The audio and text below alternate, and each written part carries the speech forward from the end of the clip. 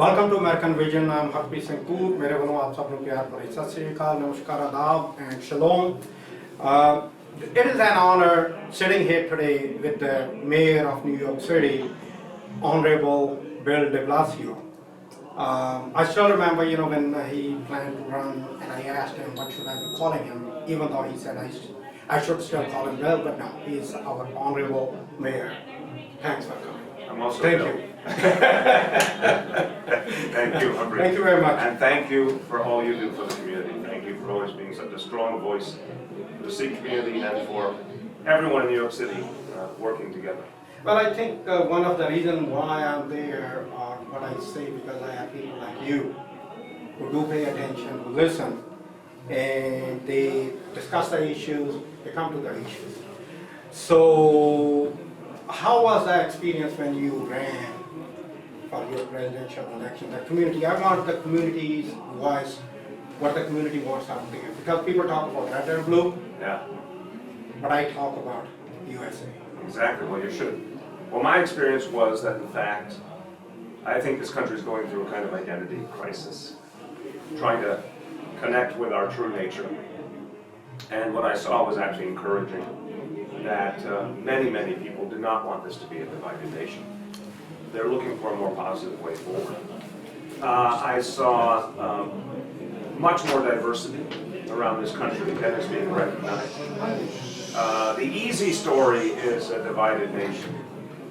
And the easy story is to suggest that diversity only resides in some pockets of America. In fact, we are becoming a more diverse nation literally every day. And a day is coming in our lifetimes when this will be a majority-minority country.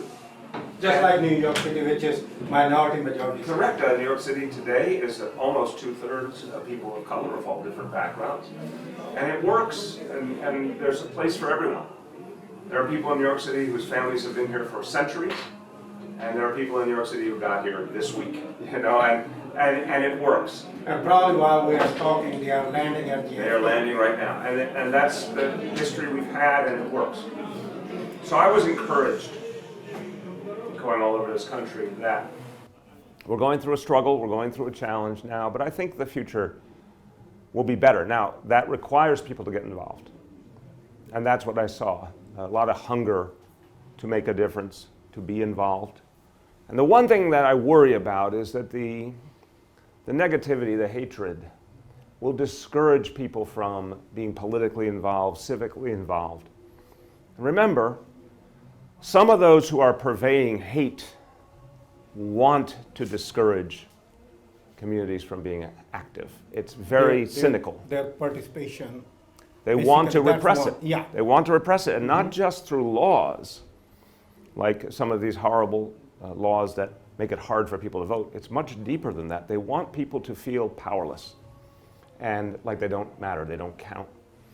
And we can't let that happen. So I think one of the most important things to remind people, and I'd say it to all of your viewers, if you don't like what you're seeing in Washington, D.C., you may want to be disgusted or angry, but there is so much more power in getting involved, because what we're seeing now does not represent American values. It's not supposed to be this way, but we have to take back our own country. So, listening to you, I think we can tell the audience that they should not be discouraged at what the future holds for them. Because America may go through certain Yes. ups and downs, but the future is always bright. History agrees with you. We went through much more difficult times than this. We went through much more intense conflicts. Remember, this is a country that went through a civil war. Oh yeah. Mm-hmm. So I think we should understand that today's challenge is very real, but it's not by any means the hardest we've faced. The answer is always the same. The strength in America, the hopeful, optimistic element of our values prevails, but only with work. And that's, I appreciate what you do and so many members of this community, which is, I think, renowned for civic engagement. Yeah. Mm-hmm. Not turning away, but we have to deepen that. Because the only way that the hateful voices win is if they are left to own the circumstance alone. If they're And- confronted, they and can't win. If we don't challenge them, if we don't participate, Correct. then they are the winners. Correct. And we don't want that. Never. We have another major thing coming up, which is 2020 census. Yes. And 2020 census affects you financially. Yes. It affects you health-wise, school-wise, literally you name it, and there are effects. The citizenship question, Yes. even though it is not on the census right now, I still remember, when originally they started talking about it, I was the first one, or maybe the first one among the first ones to say that I will not answer that question. So how important it is for everybody who is here, irrespective of their status, to participate in census. Well, remember, and I want to say to all your viewers, the census is supposed to reflect all of us. It's supposed to be an honest enumeration of the people of this country. The census, when it was created as an idea in our founding documents, did not say a count of only those who happen to be citizens. It said a count of all our people. And when President Trump attempted to force the citizenship question in, which had not been there for generations, Yeah. it was struck down in court. In fact, I'm very proud to say New York City was one of the leaders in bringing the court case, and the courts said, no, what the president was doing was wrong.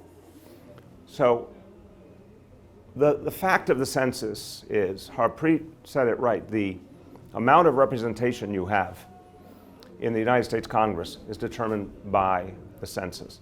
The amount of money the federal government sends to your neighborhood for schools, for health care, for mass transit, for so many things, is determined by the census.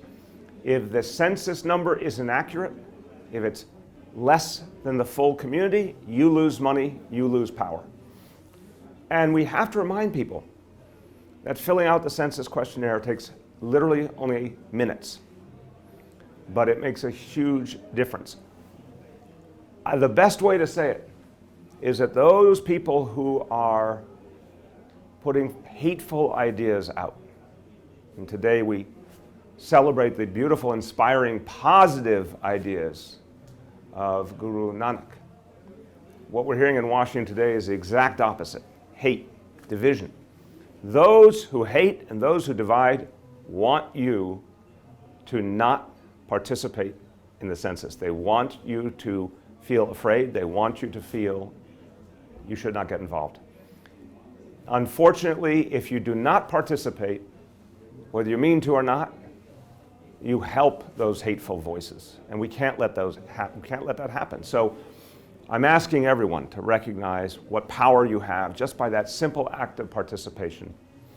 And if we do what we all are capable of doing, we will reflect the fullness of the city. We will get the resources we deserve, the representation we deserve, and that helps us to further change and improve our country. And I know you have to go, the time is a constraint.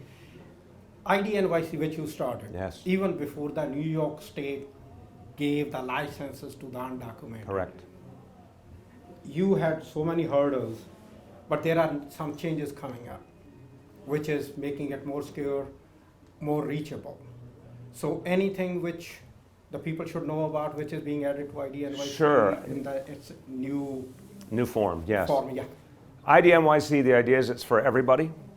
It doesn't matter, again, if you've been here, your family's been here for generations, or you just got here. It doesn't matter if you are documented or undocumented. You're a New Yorker. And we wanted to give everyone that opportunity to be represented and to have that sense of belonging and to be able to do all the things that people need to do in their everyday life. Open a bank account, visit a school or a hospital, get a lease. The new feature that Harpreet is referring to is for those who want to, it's a choice. You can get an electronic chip in your IDNYC that allows you to do banking as well and allows you to avoid having to use the kinds of services that unfortunately only want to take away from you, like same-day cash checking places, payday loan kind of storefront operations, the kinds of businesses that unfortunately are trying to take away from the community rather than give back. And so And scaring the people with the public charge issue also. And involved. right, and the public charge issue, again, we challenged the Trump administration in court and we won. So people should ignore what Trump tried to do on the public charge, continue to receive benefits as they did before. They have every right to them as members of our community. But with ID NYC, if you want those expanded banking services, you can choose to have that chip. If you don't want them, you don't have to have it. It's a choice.